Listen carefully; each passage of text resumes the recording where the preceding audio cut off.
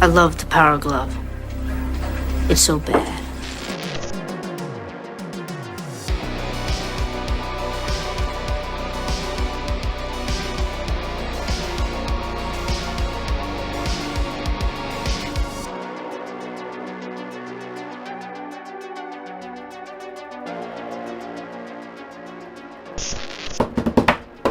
Bien le bonjour, cher client. Pas bien de bonjour, Steve. J'ai dit bien le bonjour. J'ai entendu de. Mais t'entends pas bien. Hein? 7e épisode, avant-dernière, avant la fin de la saison 2. Ça passe vite.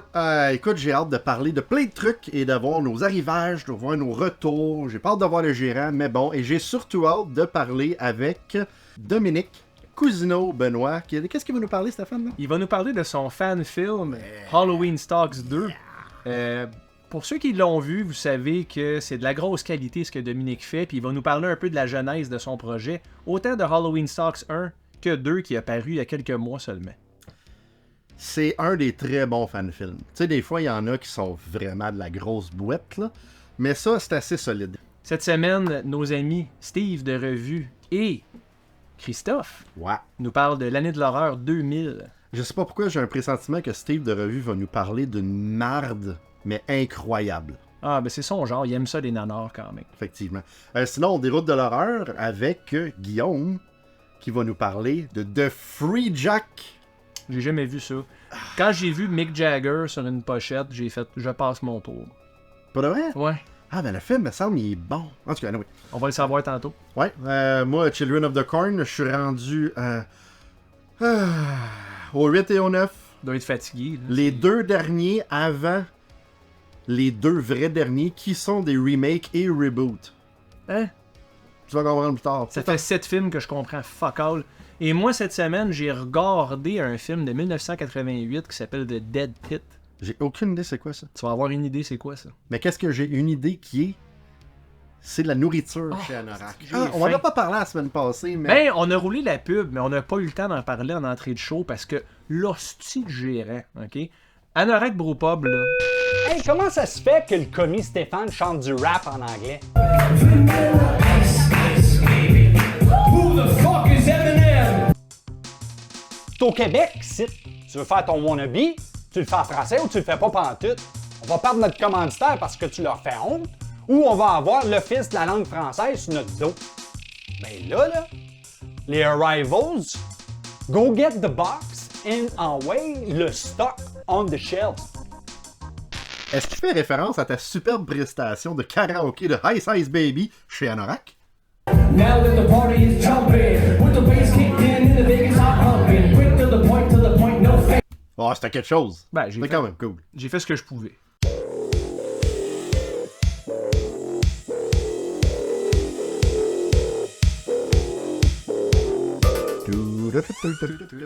Les arrivants. Oh, attention, mon tannant! Parlant de tannant, hey, Ouais. je te laisse piger dans la boîte Non. en partant. Maudit que je chante. Colin, hein? Qu'est-ce qu'il y a là-dedans? Plein d'affaires. Orphan First Kill. Oh, ça, c'est-tu le prequel? C'est avec Julia Stiles. Puis Elizabeth Furman qui joue... Ok, là, c'est le prequel. Ok. Non? Oui. T'as-tu vu? Ben non. T'as-tu vu l'autre? J'ai vu le premier Orphan, oui. Fait que ça, c'est le prequel. C'est après, je sais pas. Guide-moi, Steve. J'ai aucune idée, je l'ai pas vu. Prends le mais- contrôle, j'aime ça quand tu prends le contrôle. Est-ce que celui-là est meilleur que l'autre, qui est un prequel ou un sequel? Je sais pas, que le premier film? Je sais Children of the Corn a fait fondre son cerveau, je pas. Moi, pense. je comprends plus rien. En tout Justement, cas, ce film-là est arrivé, on va le dire. Il est arrivé. autre chose qui va faire fondre mon cerveau, c'est Jiu-Jitsu avec Nicolas Cage et Alain Moussy. Ah oui, c'est ça. Ouais. Mais Nicolas Cage, sur la pochette, on dirait qu'il s'est fait piquer par des abeilles. Il est vraiment très enflé. C'est fou, hein? C'est bizarre de le voir avec un katana dans les mains, avec une face aussi enflée. Ouais, mais j'ai jamais vu, ça a l'air Je me sympathique. demande pourquoi t'as jamais vu ça. Ça a l'air assez bon. Une autre affaire, attends, une autre affaire que j'ai jamais que t'as vue, eu. que je veux vraiment voir, ça c'est un request personnel de moi-même au gérant. Je suis inquiet. La collection de 9 films de Jesse Jones avec Tom Selleck. Jesse Stone. Jesse Stone avec Tom Selleck. Écoute, c'est tous des films pour la TV, ça a l'air écœurant. Oh, wow. Come on! Tu vas pas mettre 9 films dans. Man, c'est genre 2 heures par film en moyenne. Ben, sûrement, à peu près. C'est 1h78. Ah non, ça, c'est le ratio. Fait que c'est 16 heures 9 minutes. C'est comme 89 minutes. C'est comme 87, 88, 89 minutes chaque. Fait que tu vas dépendant. écouter 8 fois ça, toi? 9? Ouais, il y en a 9. Ah, ok. Ça a l'air cool. Ah, come on. Et dernière petite chose, mon Stéphane, au fond de notre boîte. Pourquoi il est comme. Il y a un genre de filtre Instagram. Tom Selleck, c'est étrange. Oh, c'est vrai, ça. Dernière chose dans la boîte. Ah, ben ça, c'est Ah. cool, là. Bon, merci. Une revue de Le Fangoria. dernier Fango. C'est le plus récent. En plus. Oui. C'est tellement cool que ça existe encore, ces revues-là, puis ils mettent beaucoup d'amour dans la production. de Ouais, on en a parlé dans le passé aussi. C'est peut-être pas le dernier, mais c'est le dernier qu'on a reçu. Pour la simple et bonne raison qu'au Canada, c'est un peu plus long avant qu'on les reçoive. Mais mon amour pour Fango, j'adore. Ouais. J'adore. Puis, la mémoire olfactive, Steve. Ça fait longtemps. Je m'ennuie de la section des revues. Quand même, c'est quelque chose. Moi, les EGM, Electronic Gaming Monthly, Fango, ça se trouvait pas sur les tablettes Ouais. normales, disons. Fallait que tu les commandes, mais c'est vraiment une belle pièce. Puis, on peut se garder à jour quand même avec ça. Effectivement, la seule affaire de revue qui sent présentement, c'est Steve en Suisse, puis il sent pas très bon. Sur ce, C'est chiant. Ça. ouais, je le sais. Mais vrai. Mais c'est exactement. En fait, on le sait pas qu'est-ce qu'il sent parce qu'on a manqué notre rendez-vous au Québec. Steve, faut qu'on se reprenne pour ça. Pas le Tu choix. sais, le vieux fromage. Le vieux, ouais, le Ouais. cottage laissé sur le balcon Le brusquement. Suisse, Stéphane, le Suisse fait des liens. Parlant de liens, on fait un lien après la pause. Avec qui? Avec Daniel, C'est ça. l'année de l'horreur, pas de l'année de l'horreur, pas en tout. Pas Qu'est-ce qui s'est l'année, passé la journée. aujourd'hui Aujourd'hui. dans le monde de l'horreur, Avant. le 24 mai. 24. Ouais.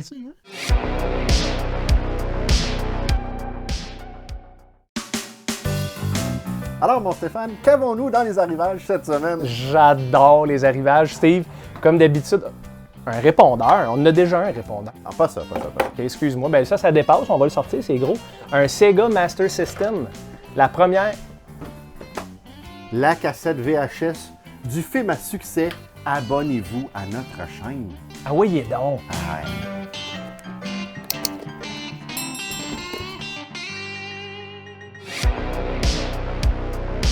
24 mai, Steve. 24 mai, Stéphane. 24 mai, Steve. 24 mai, Stéphane. 24 mai, Daniel. 24 mai, Daniel. Salut triple d'horreur et bienvenue à Aujourd'hui dans le monde de l'horreur. Aujourd'hui en ce 24 mai, il y a un total de 16 films qui sont sortis, dont voici les highlights parmi ceux-ci. Premièrement en 1992, on a Amityville 1992, It's About Time. Celui-là raconte l'histoire d'un père de famille qui ramène chez lui une horloge qui était dans la célèbre maison sur Ocean Avenue et qui se met à hanter sa nouvelle demeure. C'est le 6e dans la série et le 2e qui est centré sur un objet qui était dans la maison. Dans le 4e, on a droit à une lampe hantée. Dans le 6e, une horloge. Dans le 7e, un miroir. Puis dans le 8e, une maison de poupée. Après le 3e film jusqu'au remake en 2005, c'est tous des films qui sont sortis directement en vidéo. Puis je dois avouer avoir un faible pour ceux-ci. Puis 1992, c'est un des meilleurs. Ensuite, en 1995, on a Tales from the Hood, qui est une anthologie avec des histoires concernant la communauté noire, puis ça dénonce beaucoup de choses comme le profilage racial, la brutalité policière, la corruption, puis les guerres de gang. Il y en a 3, puis le premier, c'est le seul que j'ai vu, mais je serais curieux de voir les autres, même si apparemment, sont pas aussi bons. Ensuite et finalement, en 2007, on a À l'intérieur, qui est un film faisant partie du New French Extremity, qui est un qualificatif pour décrire une génération de films français jugés transgressifs et très violents. Ça inclut des films comme Haute Tension, Martyr et Frontières. À l'intérieur raconte l'histoire d'une femme enceinte qui doit protéger son enfant à venir d'une folle armée aux ciseaux la veille de Noël. C'est vraiment tough à regarder, mais c'est un excellent film. C'est donc tout pour aujourd'hui. Merci les tripeux. À la prochaine et back to you Steve et Stéphane. Steve, je vais en surprendre plus d'un quand je vais te dire que j'ai vu Amityville 92. Attention avec ton crayon. Il y a un œil qui va se perdre ici. Amityville 92, pendant que Dan parlait, j'ai dit c'est celui avec l'horloge. Et c'était celui avec l'horloge. Pourquoi j'ai vu ça? Je sais pas. Vas-y, continue. C'était mon mardi gratuit parce que les employés du Super Club Vidéo Gore, on a droit à une location par semaine. Puis si on la ramène. Ça, c'est cool par contre. Mais fais attention parce que ça peut attirer une certaine clientèle, les coffrets d'Amityville. On les nommera pas. Mais ils ont des affinités avec les plantes. Toujours emballé. Ouais. Ça veut dire quoi? falloir que je les écoute, à un moment donné. Les films en série. Ben, garde-toi dans les 4 originaux, ça va.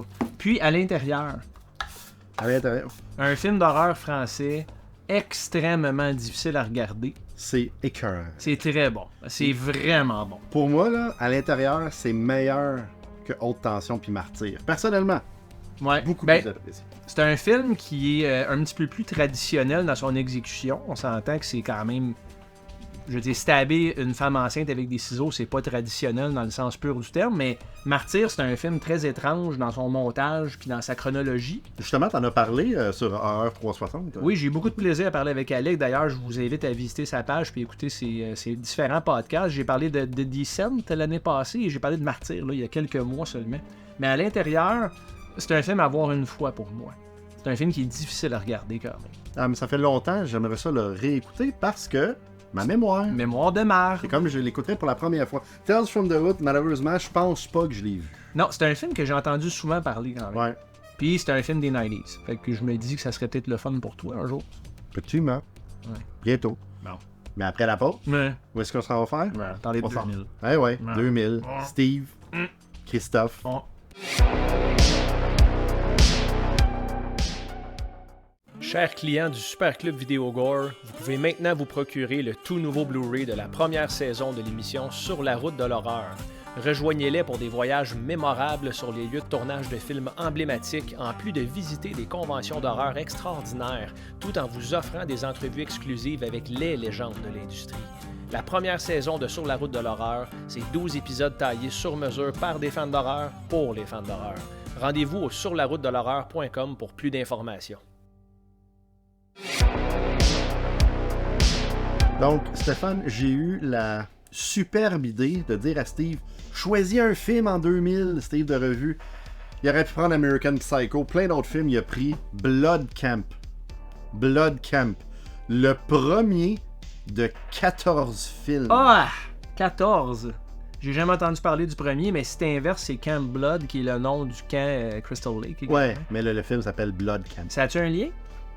Je pense pas, non. Ben, je pense qu'on va le savoir à l'instant. Steve, viens-t'en.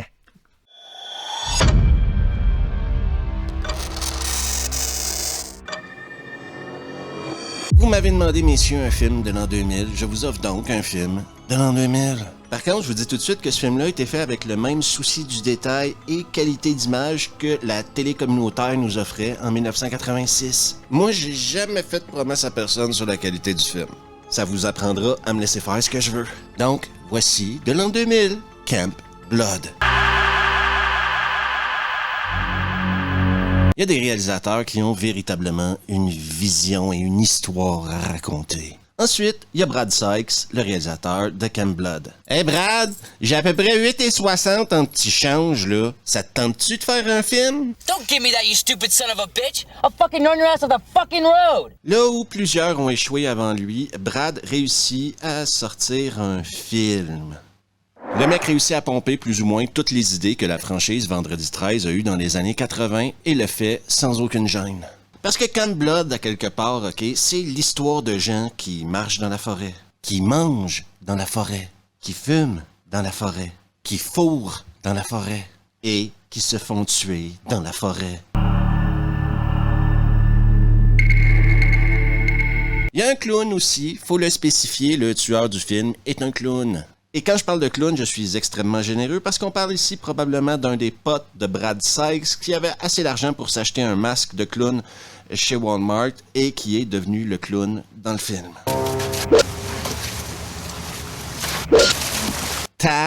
Tabarnak!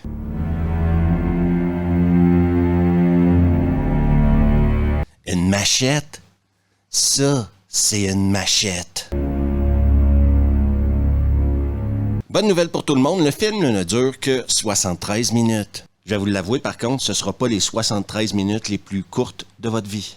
Ensuite, il y a des moments où t'as pitié pour les gens qui jouent dans ce film-là. Par exemple, la fille qui a été convaincue de montrer ses boules. Et là, j'en profite pour faire un message à toutes les jeunes femmes qui m'écoutent. Si on vous offre de jouer dans un film et on vous offre de montrer vos boules, regardez autour de vous si les caméras ont l'air d'être des vraies caméras. S'il y a un micro pour prendre le son, assurez-vous également qu'on vous offre un cachet. Parce que bizarrement, quand on regarde ce film-là, on se dit que tout le monde a fait ça gratuitement. Après, il faut avouer que cette jeune demoiselle offre toute une performance.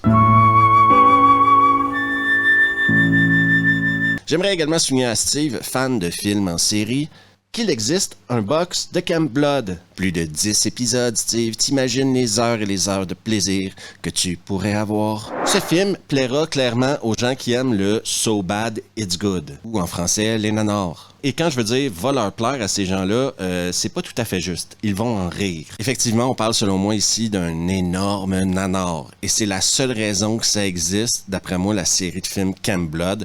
C'est pour que les pervers comme moi puissent en rire. Avec une qualité de production totalement absente, un jeu d'acteur qui rappelle à tout le monde qu'être acteur est un métier, et des effets pratiques tout à fait percevables, Camp Blood ne répond qu'à une seule promesse, celle d'être une grosse merde.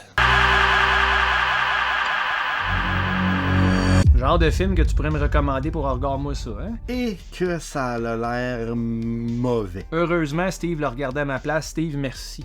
Mes hommages d'avoir pris le coup pour moi. D'habitude, c'est moi qui se fait lapider avec des films de crise de merde de même. Mais comme je disais, là, écoute, il y aurait le choix de plein de films. Dracula 2000 en partant. Pas très bon non plus. Ben, come on, là, Gerald Butler, il est cool. Non, il est beau en chest. C'est ça. Final Destination. Oui. Hein? Oui. Je me rappellerai toujours d'avoir crié comme une asti débile quand elle se fait rentrer dedans par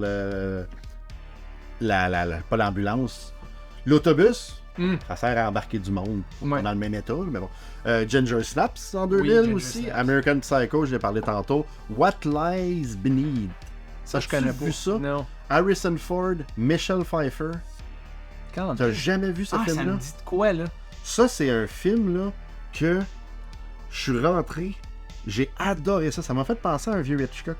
Quand je suis sorti de la salle, mon chum, il a fait comme... Sérieux? T'avais-tu lu le poster? Je fais non. Et c'est écrit sur le poster, c'est qui tue. Puis quand tu lis le poster, la pochette, tu fais, mais voyons donc. Ah, mais spoil rien de ça parce que j'aimerais ça revoir ce film-là. C'est quelque chose qui m'intéresse quand même. Ouais, mais là, plein d'autres films, dont Scream 3, réalisé par Wes Craven. C'est cool. Qui veut nous en parler? Christophe? Le Super Club Vidéo Gore, l'année 2000, hein, le bug de l'an 2000. Salut tout le monde, Christophe G ici, je vais faire de la place. Il y a beaucoup de retours cette semaine pour pouvoir qu'on se parle de l'an 2000. L'an 2000, en fait, qu'est-ce qui s'est passé à l'an 2000? Indice, on voit ça ici, Ghostface, Scream 3, Frisson 3, troisième opus de la franchise créée par Wes Craven. Donc, une belle opportunité de jaser de ce visionnaire, hein, un grand de la culture horrifique qui nous a quittés il y a quelques années déjà, qui a amorcé sa carrière avec des petits films de cul apparemment.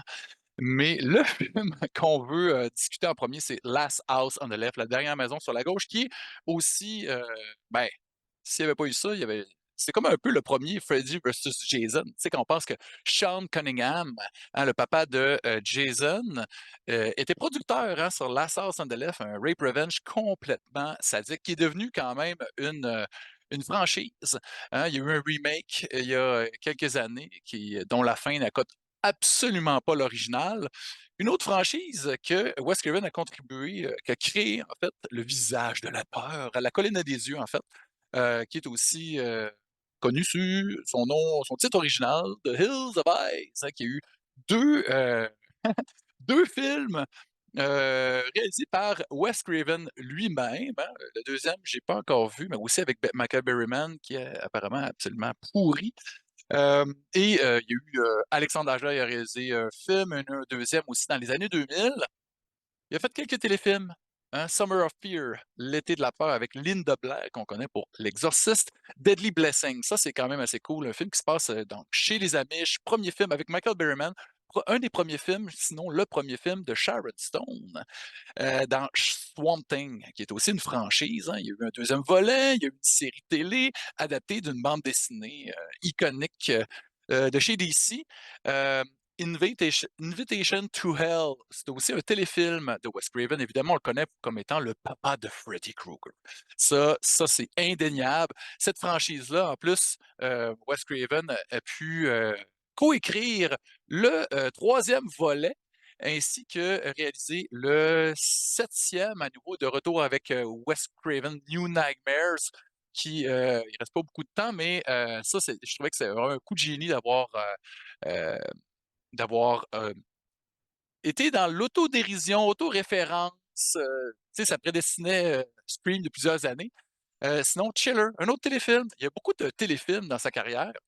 Ça, c'est vraiment un petit film très cool avec Christy Swanson, Deadly Friend, avec un kill absolument incroyable, une tête qui explose. C'est fantastique, on aime ça. Serpent and the Rainbow, ça mérite d'être redécouvert, un film sur le vaudou en Haïti, très mystérieux, très cool, avec Bill Pullman, belle performance. Moi, j'ai adoré Shocker, évidemment, une trame sonore métal absolument fantastique. Le sous-sol de la peur, People Under the Stairs, à revisiter également. Hein. C'est comme un film dont on ne parle plus.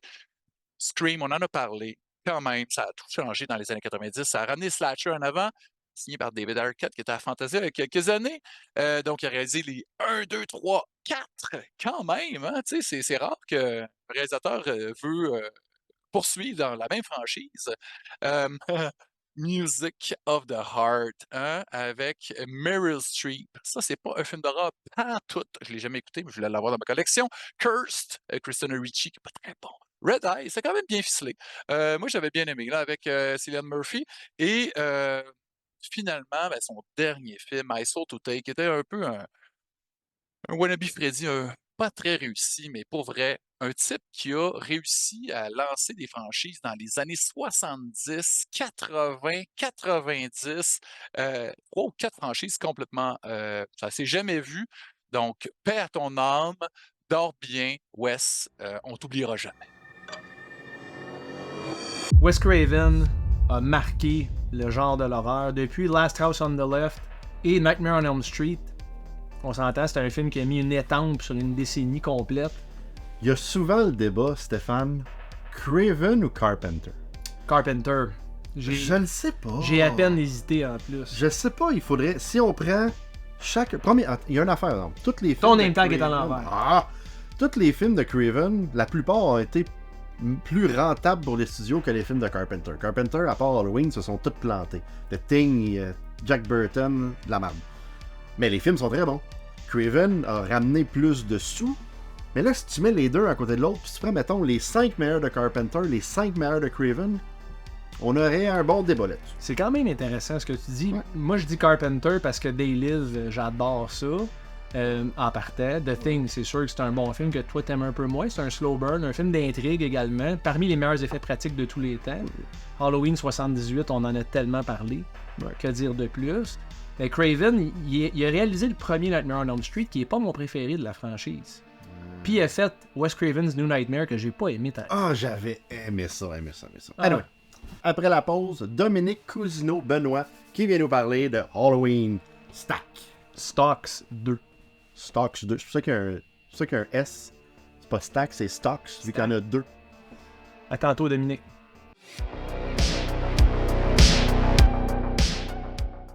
Le Requiem et son marché de l'horreur seront de retour pour leur 7e édition les 21 et 22 septembre prochains. Pour plus d'informations, suivez la page Facebook du Requiem, le marché de l'horreur. Le Requiem, la plus grande convention d'horreur au Québec.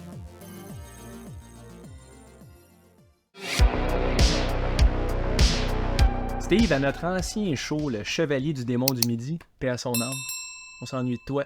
On a eu l'honneur de recevoir Dominique Cousineau-Benoît, un chic type vraiment passionné de son projet. À ce moment-là, Halloween Stocks 1, le premier, et j'avais déclaré sur ce show-là que c'était le meilleur fan-film que j'avais vu ever. Oh, quelle déclaration, mesdames et messieurs. C'est une grosse, mais là, Halloween Stocks 2 qui est apparu il y a quelques mois seulement, c'est à voir, puis on s'en va voir Dominique à l'instant. Avec France Castel, ben elle sera pas là, mais elle joue dans le film. Castel versus Myers. Hashtag. Aïe aïe. Donc, cette semaine, j'ai le plaisir d'accueillir un client en or pour le Super Club Vidéo Gore, quelqu'un que je connais déjà de notre show précédent, le Chevalier du démon du midi. show que Steve et moi-même animions jadis. J'ai nommé Dominique Cousineau-Benoît. Dominique Cousineau-Benoît, comment vas-tu aujourd'hui? Ça va bien Stéphane, merci, je suis content d'être là. C'est drôle, hein? La première fois que je suis venu sur le show, c'était les Chevaliers à ce moment-là, que Steve, et là j'ai que toi. C'est dur de vous avoir les deux en même temps. Vous êtes occupés, messieurs? Ouais, on n'est pas occupé, on est en chicane parce que Steve a eu une augmentation de 15 sous. Moi, je suis encore à 5,90. Je vois que tu es même puni dans ta chambre en ce moment. Hein? Ben oui, au moins j'ai un arcade qui fonctionne. Mais tu sais, là, c'est 5,90 qui est le plancher au Québec, n'est-ce pas? C'est le salaire minimum, ça? En 2024? Je pensais que c'était 75. Mon Dieu, je me fais vraiment avoir. Ben, en fait, écoute, je suis même pas payé. Faut que je paye pour aller travailler, moi.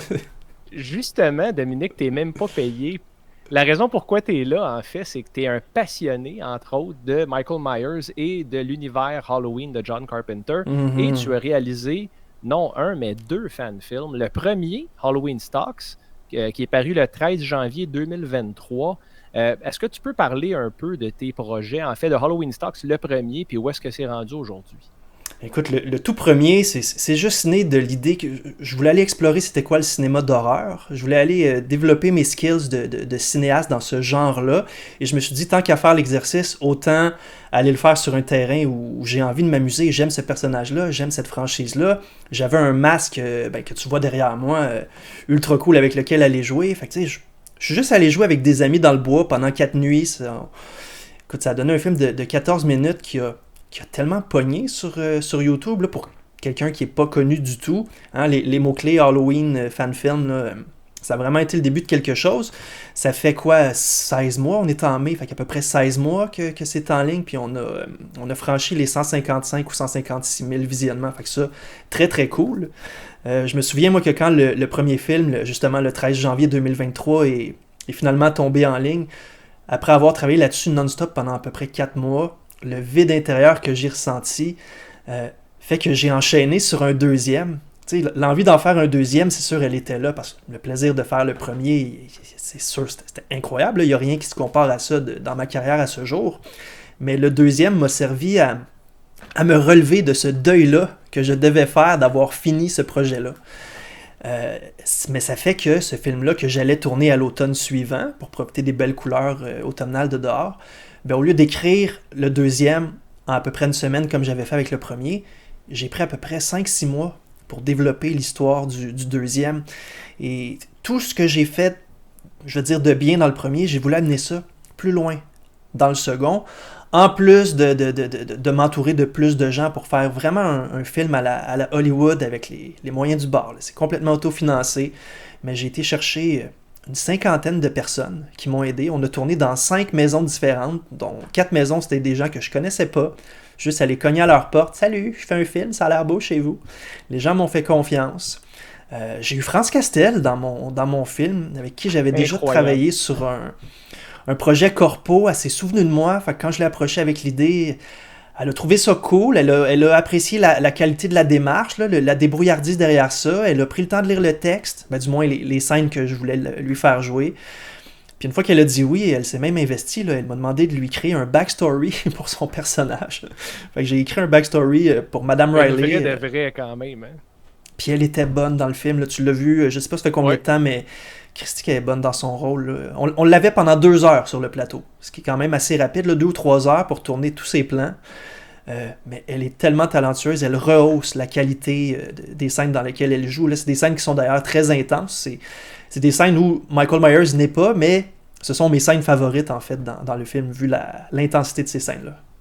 On sent vraiment la tension, puis clairement, elle était pleinement investie dans le rôle, puis elle a embrassé ça parce qu'elle avait l'air...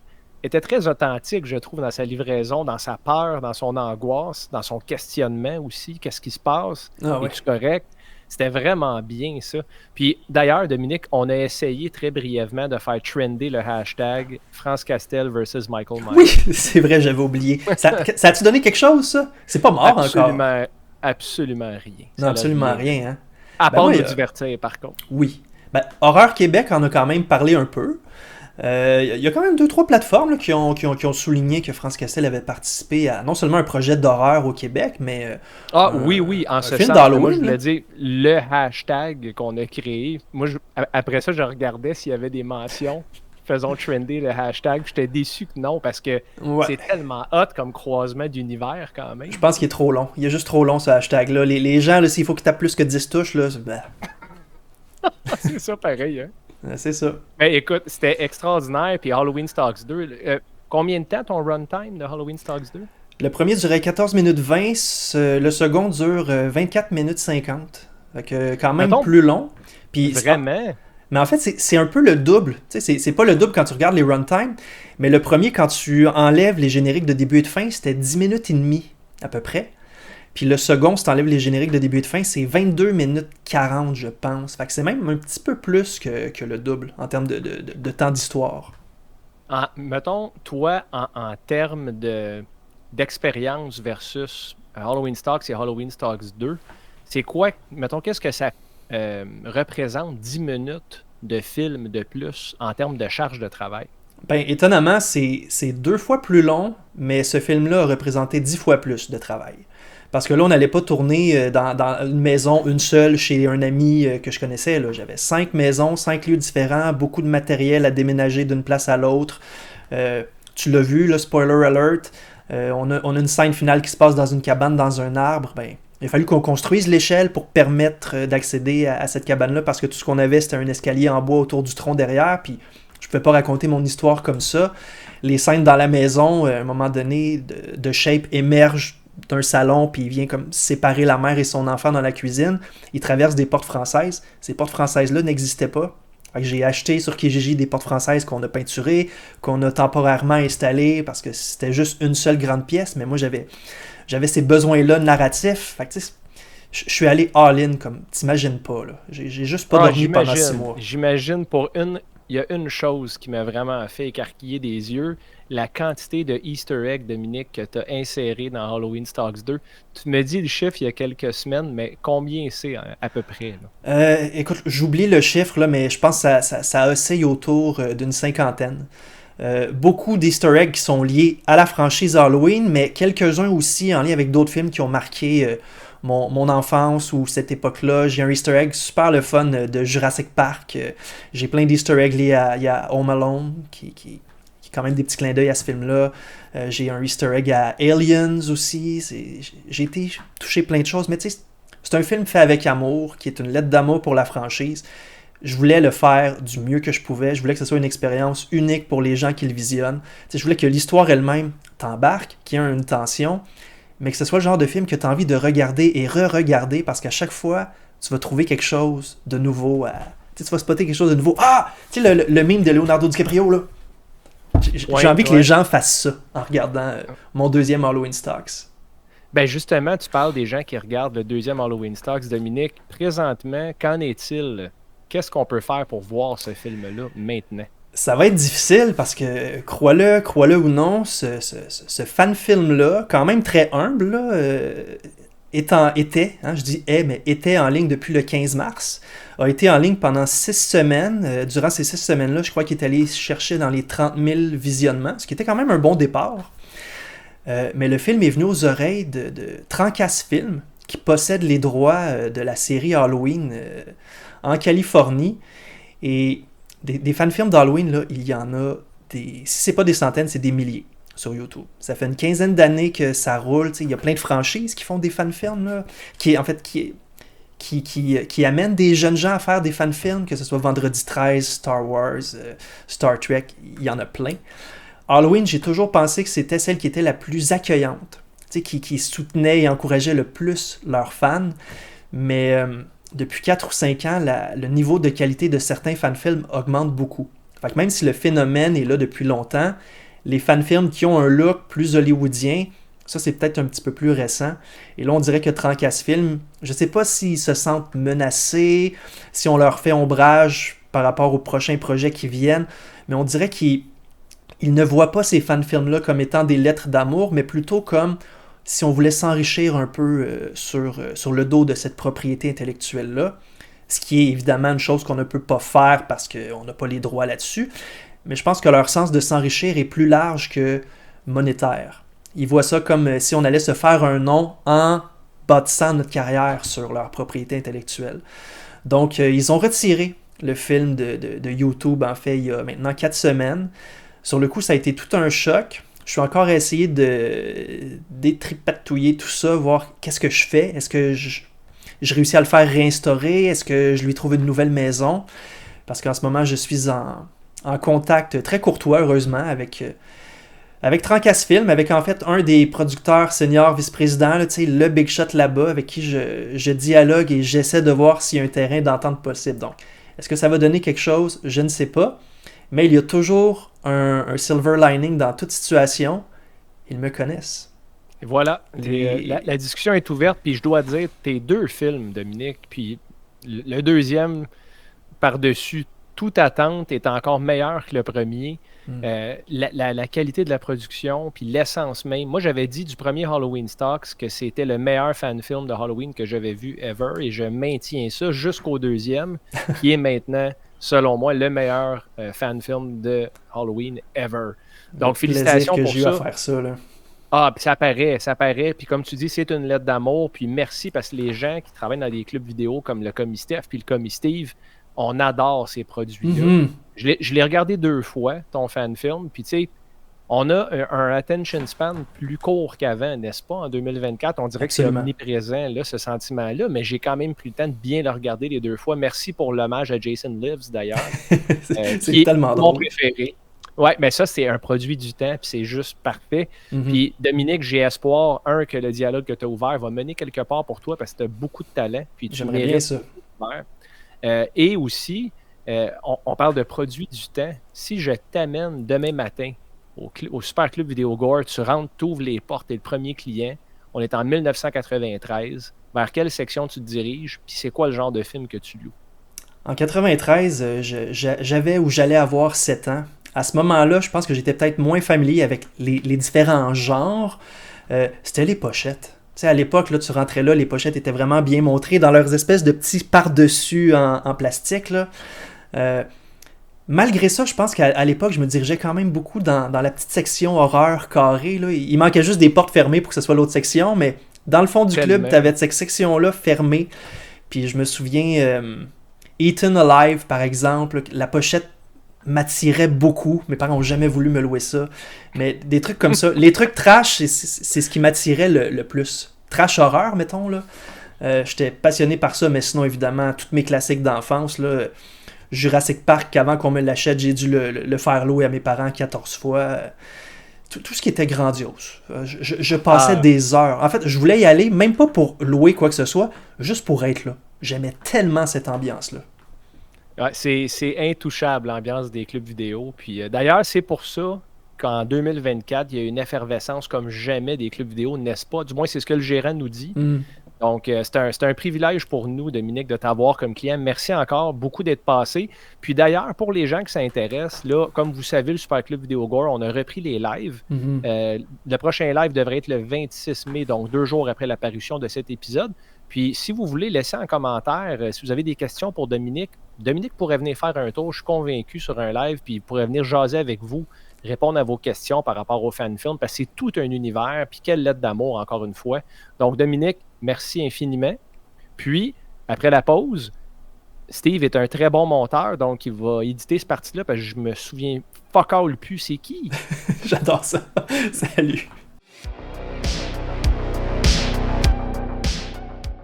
Le Super Club Vidéo Gore est fier d'être commandité par la brasserie Anorak Brewpub. Située au cœur de Morin Heights, la brasserie Anorak Brewpub vous offre une grande sélection de délicieuses bières élaborées sur place, ainsi qu'un menu varié succulent de style barbecue américain. Anorak Brewpub, c'est une équipe de gens passionnés qui vous reçoit avec le sourire, qui vous offre un service hors pair et des plats tout simplement délicieux. Réservez dès maintenant au brasserieanorak.ca.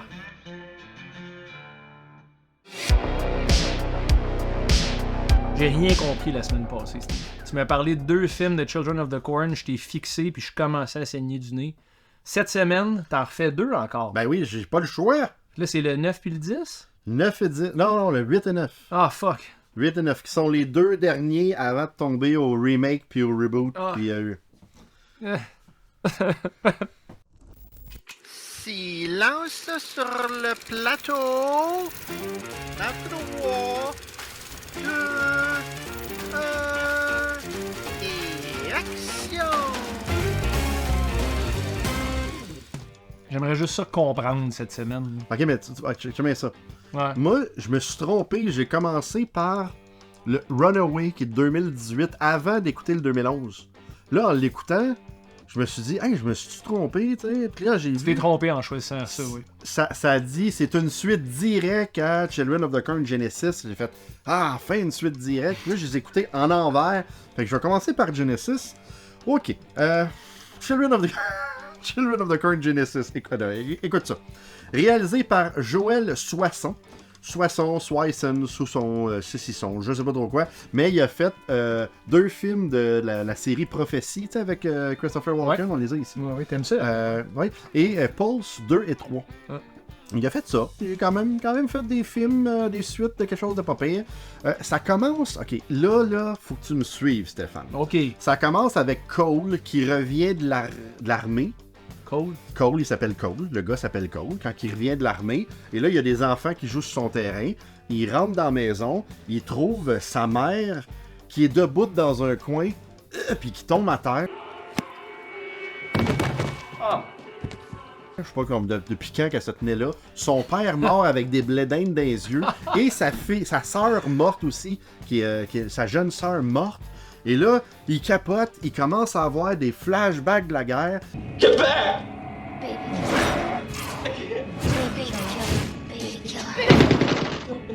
Et là, il veut se suicider, mais avant de pouvoir se suicider, parce qu'il est en haut des marches, il y a un des enfants qui lance un pantin d'en face. Et là, ça coupe après à lui qui passe au travers d'une fenêtre.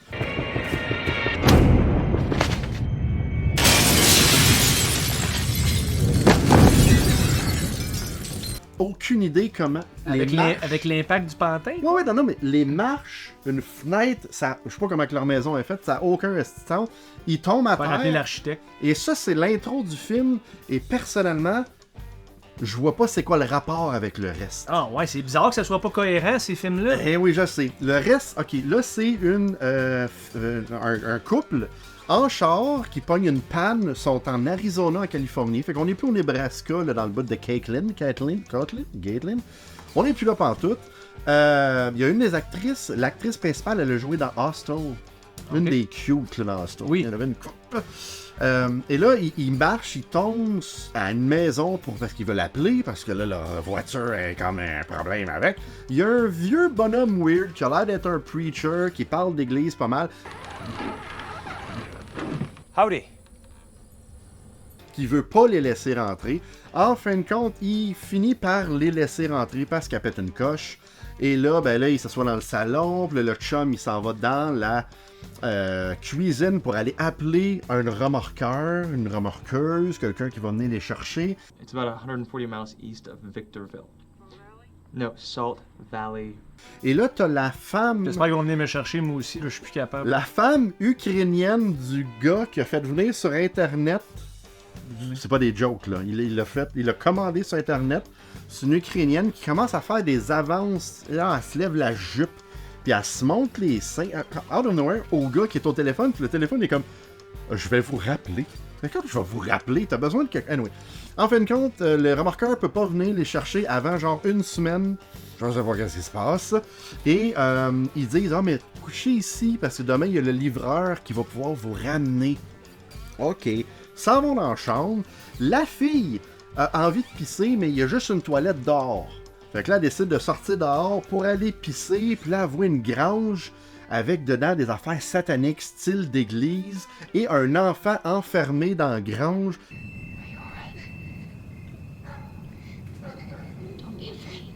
Fait que là, elle capote. J'étais soufflé, là. Y a-t-il un lien avec Children of the Corn à date? Ben, c'est ça l'affaire, c'est que là... À part les blédins dans les yeux du début. Ben, ça...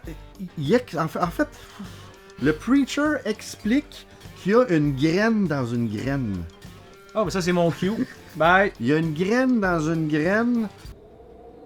It's a seed. A seed that lives inside of other seeds.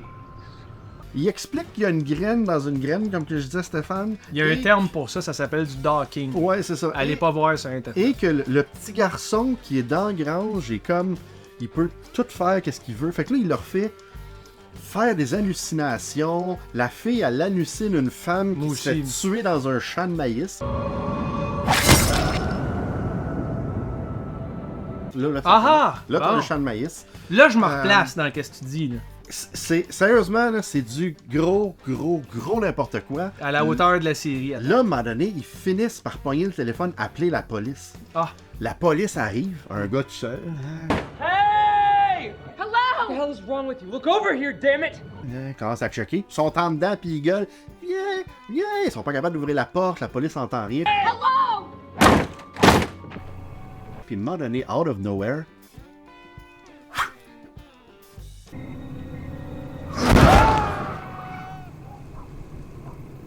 la police se fait aspirer par le ciel. Et là, c'est magique. Ben, asti, ils peuvent sortir, puis ils décident de rester là quand même. Puis le lendemain matin, le livreur arrive, je vais vous ramener. I don't like this. Hey, y'all, come on over. I don't bite. Là, il trosse pas, il prend le char de police, il vole le char de police avec sa femme, puis ils partent. Go, go, go, go, go! Là, je continue. Mais je pas le remorqueur, ça prend une semaine. Moi, j'ai stické là-dessus, c'est long. C'est une semaine. Et là, il roule. Là, il tombe dans une autoroute. On dirait que t'es à Los Angeles, il y a plein de chars, et là, t'as la maman ukrainienne qui amène à son enfant un camion. Et là, l'enfant tue sa mère.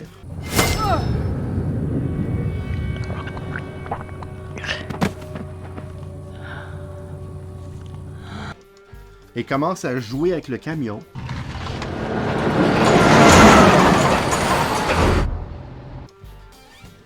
Et là, sur l'autoroute...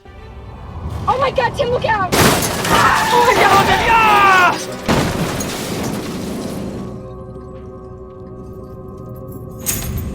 Le gars meurt, et là, t'as le livreur... Il est chanceux d'être mort, le gars. T'as le livreur qui ouvre la porte. Get yourself in quite a pickle here, don't you? Qui ramène la fille. Il y a personne qui arrête, là. C'est une autoroute, asti. Qu'est-ce que le livreur... Comment il a fait pour les suivre? Je le sais pas. Il ramène la fille chez eux. Ben, chez le gars. Puis là, ben, elle part, puis elle s'en va voir le petit garçon dans la grange. Il fait un câlin. Et ça finit comme ça.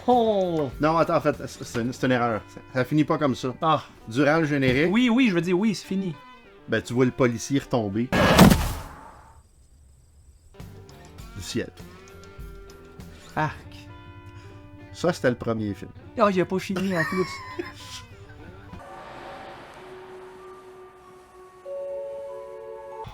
Et là, la suite directe, qui n'est pas pantoute une suite directe, Runaway, qu'on a volé dans une bibliothèque quelque part aux États-Unis, réalisé par John Gulager. Ça ressemble à Clou. Ouais, au moins. Et voilà. Lui, il a fait Feast 1, 2, 3, puis il a fait Piranha 3 DD avec David Hasselhoff. Like a rhinestone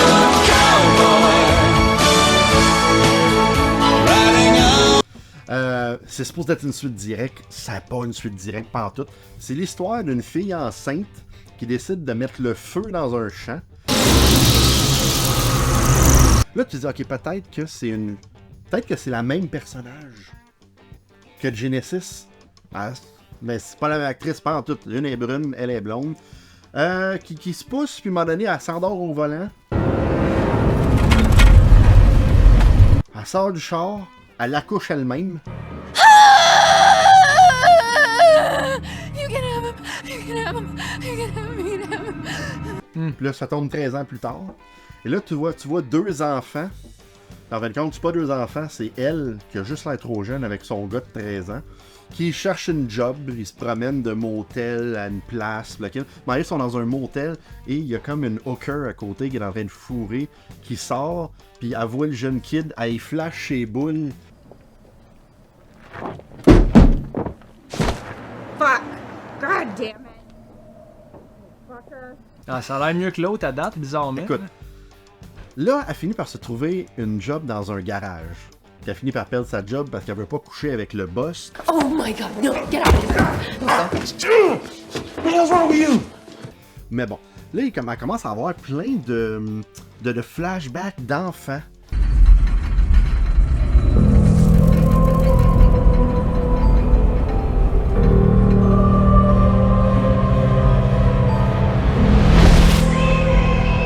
Et là, tu commences à comprendre que dans le fond, elle a mis le feu puis elle s'est poussée. She run away.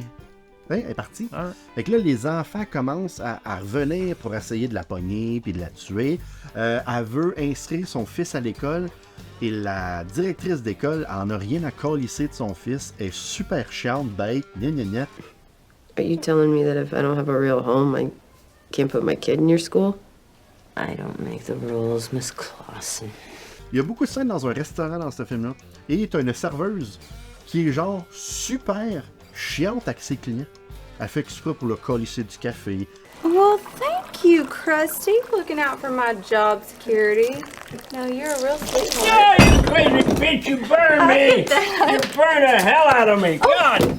Elle les niaise, elle les écœure. Pourquoi? Je serais ami avec elle dans le cas de ce film-là. Moi aussi, je verserais du café sur les gens. Là. Pourquoi? Je le sais pas. Et là, il y a une petite fille habillée en jaune.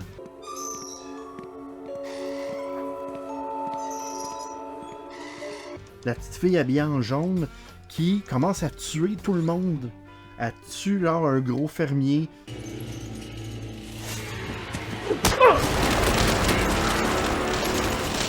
T'as l'impression qu'elle l'a tué, il revit. Elle le retue. Après, elle s'en va tuer le boss. What? Oh, son of a bitch! Qu'elle voulait pas coucher avec, là, son ancien boss. Elle le tue, c'est interminable. Là, il est pas trop mort. Elle tue. Elle est pas capable de tuer quelqu'un comme. C'est comme un cauchemar, là. Tu sais, t'essaies de faire de quoi puis ça marche pas. Là. C'est à peu près ça. Et là, à un moment donné, la fille entend des bruits dans le bois, marche, voit plein d'enfants qui mangent un animal. Watch him feed. Cut them down. Plant the seed. Spread their blood. Watch him feed. Et qui chantent. Et là, elle suit la petite fille qui s'en va dans une maison. C'est la directrice d'école.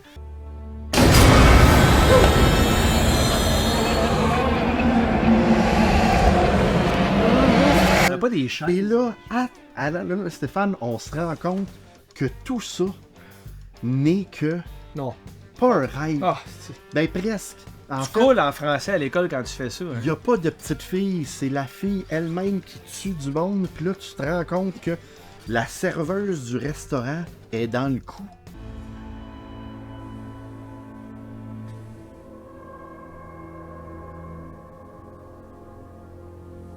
Sooner or later, you have to deal with it, sweetie. You're still part of us. Oh mon Dieu. Mais pourquoi? Comment? Complot. Complot. Écoute, est-ce que c'est temps que ça finisse, là? Hey là, man, pauvre gars. Juste t'écouter en parler, toi tu fais ça pendant 2 heures de la shot.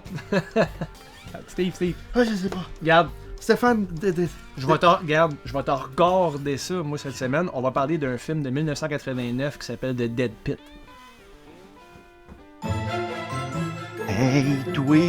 Hey, toi, regarde-moi ça. J'essaie de reprendre mes forces après t'avoir écouté parler de 2 films de Children of the Corn. Pendant vraiment crissement trop longtemps, là, j'ai fait comme le trip de mon temps d'habitude. T'avais pas le choix, puis t'essayais de faire du sens, puis t'as pas été capable. Fait que je vais essayer de rectifier ça, mais je suis pas certain d'être bien meilleur. On va parler de The Dead Pit, un film de 1989 réalisé par Brett Leonard.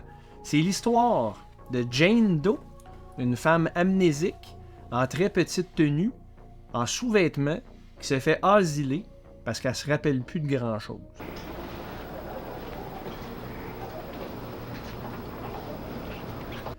Les raisons pourquoi les gens étaient mis dans les asiles dans ces années-là étaient assez larges.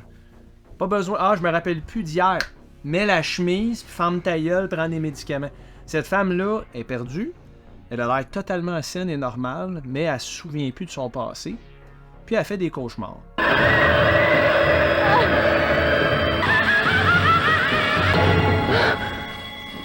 Ce film-là commence dans l'asile, et la première chose qu'on voit, c'est une longue exposition sur les autres patients qui sont avec Jane Doe dans le dit asile. Ça a l'air vraiment d'une ligue d'improvisation dans une brasserie à Saint-Adèle. C'est atroce comme acting. Doc, hold my calls. Puis déjà au début, j'ai fait « Ah non, ok, c'est vraiment un film à très bas budget. » Il y a un budget de 350 000 $ quand même. Fait que, tu sais, pour un film de 89, dans le setting qu'il y a là, je trouvais que même que c'était un gros budget. Mais tu sais, il tournait en pellicule dans le temps, fait que ça coûtait beaucoup plus cher.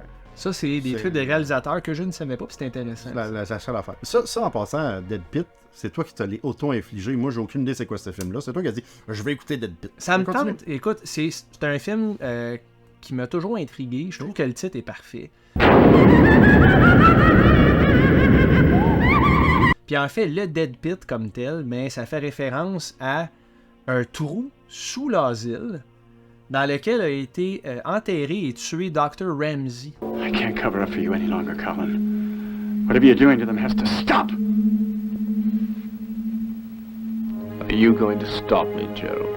Donc, Dr. Ramsey, c'est un ancien brain surgeon, quelqu'un qui faisait des chirurgies sur le cerveau des patients, évidemment sans leur consentement. C'est rare, tu fais une lobotomie, puis tu dis « Ben ouais, enlève-moi des bouts. » Et tout ça était contre leur gré, puis Dr. Ramsey a fini par se faire tuer par son acolyte, Dr. Swan, qui trouvait que Ramsey allait trop loin dans ses expériences sur les pauvres malades mentaux de l'asile. On dirait les feux de l'amour, Dr. Ramsey, Dr. Swan, Ridge Forrester en disant. Mais t'as pas tort, Steve, quand tu fais cette référence ou ce parallèle-là, parce que pendant 1h05, c'est de l'exposition, puis il se passe pas grand-chose, à part de voir Jane Doe courir avec ses sous-vêtements.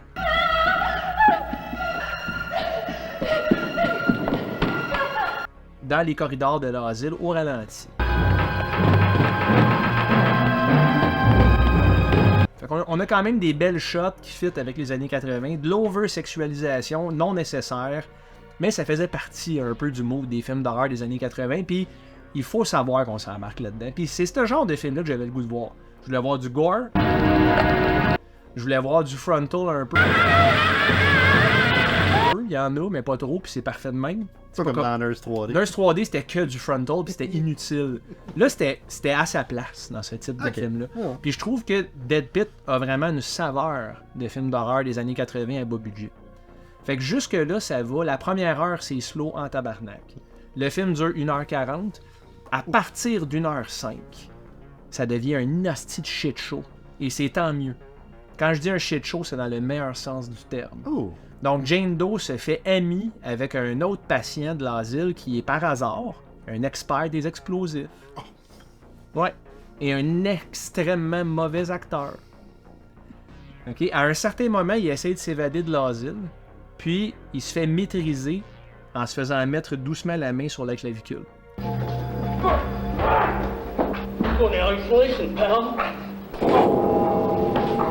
Ça prend pas plus que ça pour maîtriser un patient enragé, expert des explosifs, qui essaie de se sauver de l'asile. Une main sur la clavicule. C'est tout. Ah oui? Pourquoi en faire plus? Et quand Dr. Ramsey ressort du fameux Dead Pit, parce qu'il reprend vie, son maquillage Party Expert. 6 piastres au Party Expert, tu ramasses 2-3 cossins spécial, tu t'es mets en face, ça fait dur en tabarnak. Fait que là, je trouve que le personnage est raté complètement. Par contre, Dr. Swan, celui qui a été responsable de le tuer puis de l'enterrer, lui, il est convaincant. Puis c'est quand même bien, tu sais, je trouve qu'il joue bien avec Jane Doe, puis son rôle est le fun. You don't believe me. I believe you saw it, Jane, but the nurse and the orderly in the hall with you saw nothing.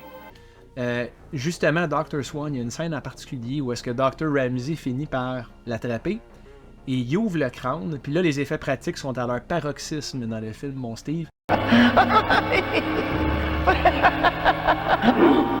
Il se fait rentrer des aiguilles dans le cerveau. Et chaque aiguille qui rentre lui fait faire une réaction différente. Il y a une émotion différente qui sort du Dr. Swan. Cette scène-là m'a rendu quand même inconfortable. Fait que c'est très cool. Puis il y a plusieurs scènes d'effets pratiques. C'est hit or miss, je te dirais, Steve. Il y en a qui sont vraiment cool, d'autres qui sont terribles. Mais ça fait partie de la ride pour un film de ces années. Faut que tu t'attendes à ça quand tu regardes. Exactement. C'est juste un petit peu trop long, mais outre ça, c'est un film que je recommande quand même. Et ça se mérite combien d'yeux, là? Pour moi, c'est au même plateau que Uninvited. 2.5 yeux sur 5.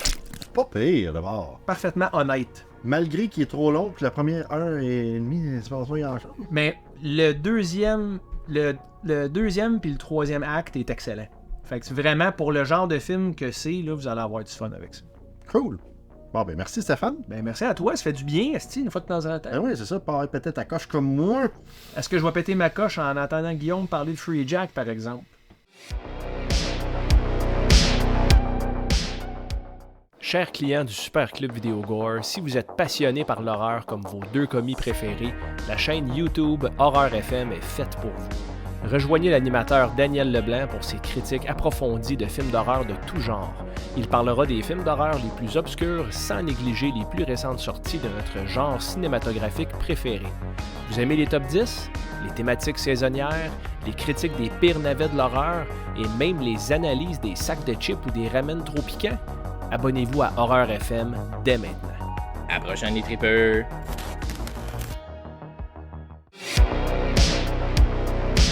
Steve, j'ai jamais vu Free Jack. Guillaume est très bon pour convaincre les gens. J'espère qu'il va réussir à le faire. Puis la seule raison pourquoi je l'ai jamais vu, c'est pas compliqué, c'est un préjugé qui a aucun sens que je vais vous dire après. Toi, Steve, c'est quoi tes souvenirs avec ça? Que j'avais beaucoup aimé, mais c'est à peu près tout. Guillaume, fais ta job.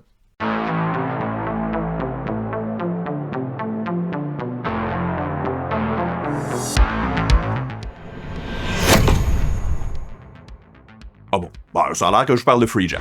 Free Jack, sorti en 1992, fait partie de ces expérimentations que les majors se permettaient dans les années 90 pour essayer, pas toujours avec succès, de reproduire le succès ridiculement rentable qu'avait été Terminator 2. Affirmative.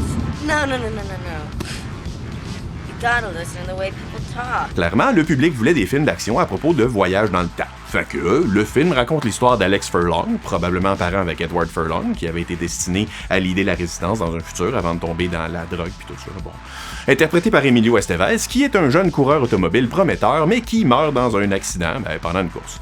Sauf qu'il meurt pas, en fait. Il se fait comme aspirer 18 ans dans le futur par une bande de mercenaires leadés par l'inimitable Mick Jagger, qui veulent vendre son corps à un dude super riche joué par un acteur beaucoup trop qualifié pour ce rôle-là, et qui veut faire un transfert de sa conscience dans le corps d'Alex, parce qu'il est mort et qu'il a besoin d'un corps, parce qu'il peut, parce qu'il est super riche, puis que ça donne qu'il aimerait bien coucher avec l'ex-blonde d'Alex, jouée par René Rousseau, qui travaille maintenant pour lui.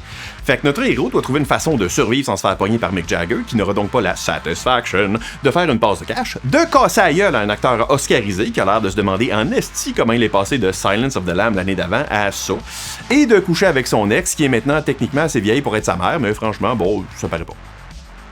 Bon, au final, le film tire un peu sur le cheapette parce que la réalisation est un peu molle et cliché. Mais le film reste un plaisir coupable à cause du concept borderline ridicule, mais quand même sympathique, de la performance de tout le monde, mais surtout celle de Mick Jagger, qui est clairement tout le temps sur le point de demander off-camera pourquoi il a dit oui à ce projet-là, du soundtrack qui inclut Hit Between the Eyes de Scorpion, de cette nonne-là qui est clairement équipée pour la purge. Le film finit par avoir une attitude, un genre de coolness un peu ringard mais assumé. The good Lord says to turn the other cheek. Il y a aussi toutes ces petites questions qui sont pas vraiment abordées dans le film, mais qui sont quand même là, dans le background, à nous titiller. On parle d'un monde dans lequel il y a une technologie qui existe, qui permet de téléporter les gens dans le futur, puis la procédure est assez répandue pour que monsieur, madame, tout le monde ait un nom pour les pauvres gens qui se font téléporter.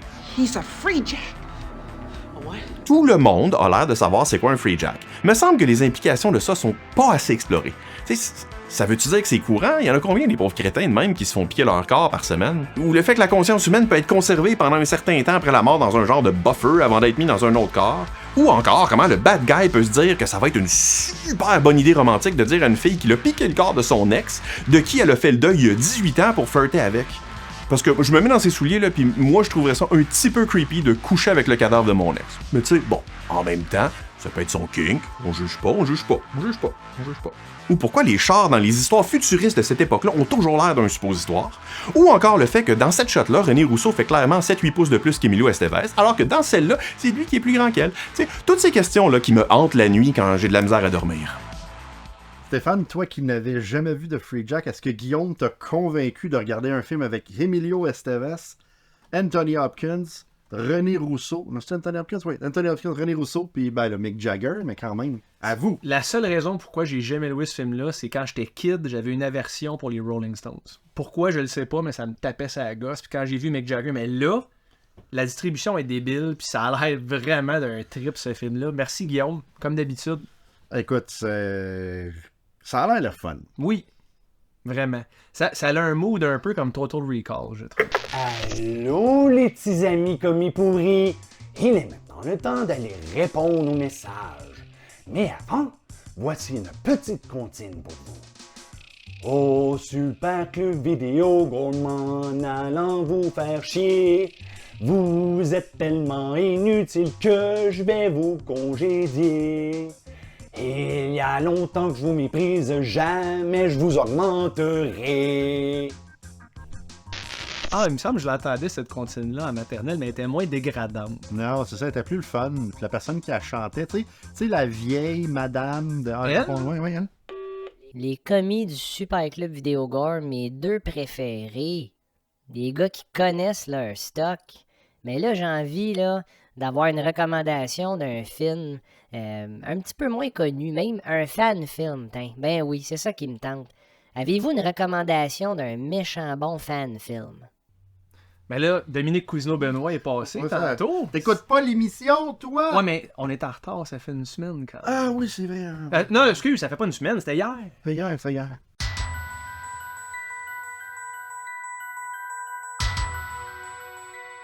J'ai pas pris mes Robax à 7. Steve, les retours de la semaine, mon cher commis.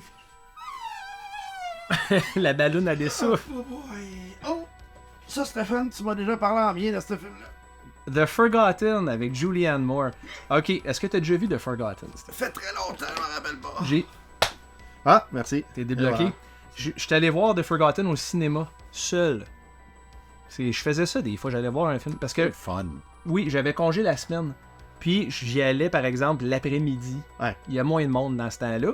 Puis The Forgotten, je me souviens que c'était bien. C'est une race d'aliens qui viennent sur Terre, puis qui vont kidnapper les enfants, puis qui vont faire oublier aux parents qui ont déjà eu ces enfants-là. Puis là, ils volent comme... Me semble, c'est ça? Écoute, c'est vague, mais il y a une scène en particulier. C'est why... Non, you need to forget. C'est ça qu'il dit. Il y a un alien qui dit You need to forget vraiment très fort à Julianne Moore, puis ça m'avait glacé le sang. You need to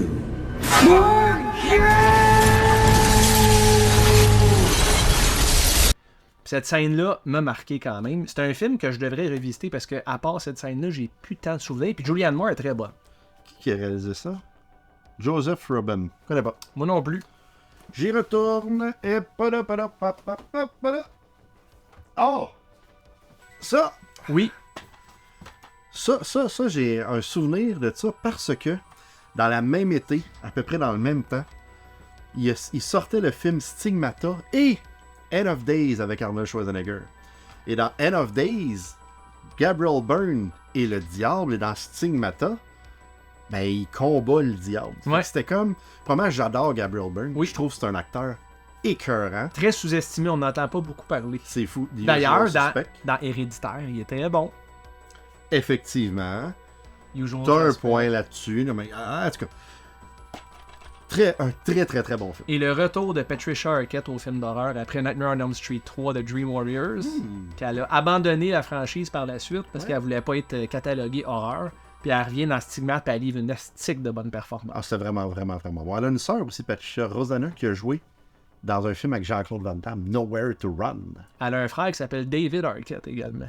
Pour de vrai? Mais oui. Hein? Oui, ce qui est un très mauvais lutteur, mais que j'ai quand même aimé dans les années 90. Qui a joué dans Scream. Oui. Et finalement, je me repenche encore. Et là... Attention, penche. Oh! Ça, c'est une erreur, par exemple. Ouais, je pense que c'est une erreur, parce que... Mais c'est quoi le film? Oh, Hatchet. Hatchet, c'est très bon. Victor Crowley, on l'aime beaucoup. Quoi, ça, c'est une facture du Super Club Vidéotron.